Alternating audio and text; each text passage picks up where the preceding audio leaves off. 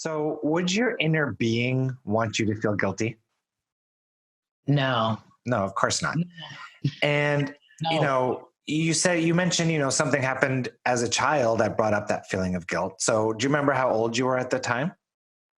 I'm gonna guesstimate I was in maybe first, second grade. Okay, so maybe like six.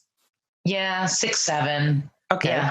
So, would a 6, 7 year old, should they know everything? No.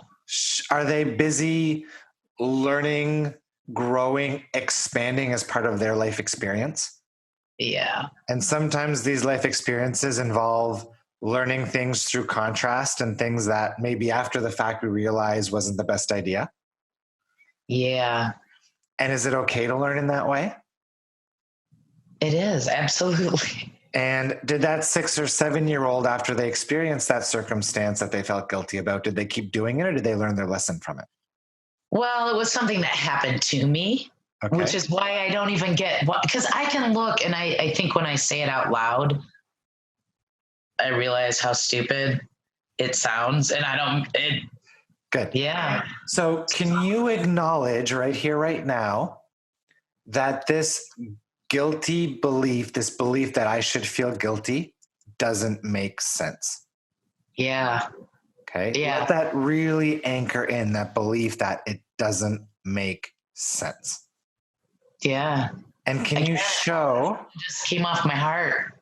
good. And can you show that 6, 7 year old that explain to her in your mind that feeling guilty for this doesn't make sense and give her permission to let that go? I think I can. Yeah. Good. And do you feel lighter now? I do. Awesome. Yeah. Good. So we've taken care of the guilt. Yeah. Let's squeeze in one more question. Can you throw one more question at me? Well, I think you kind of answered my question. Well, with the guilt, I think the guilt stems from two. I always felt fake because as a kid, I put up barriers. I'm great. People always said, told my parents, oh, I'm very acclimated to where I'm at.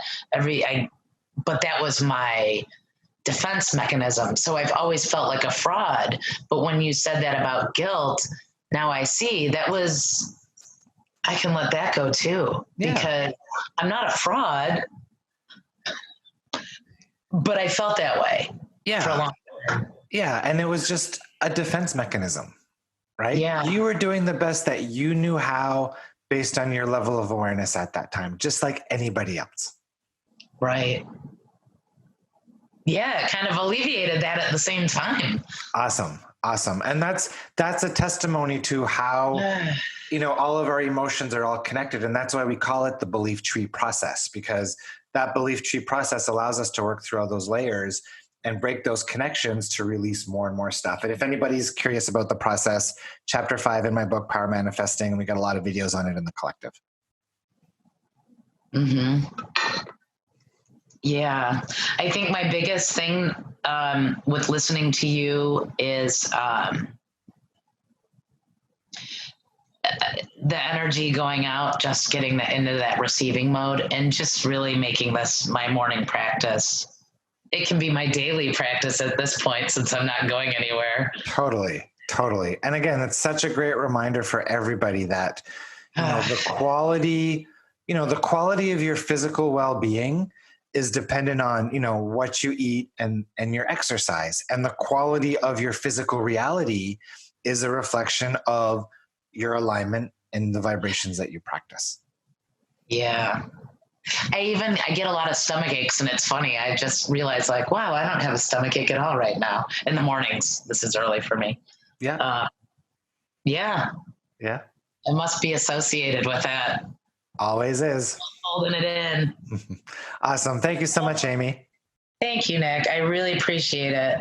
Awesome. And we'll see you on the Collective Live calls on Tuesday. Yes, you will. Awesome. Yes. Great. Well, you have a good day. You too. Thank you. Bye. Bye.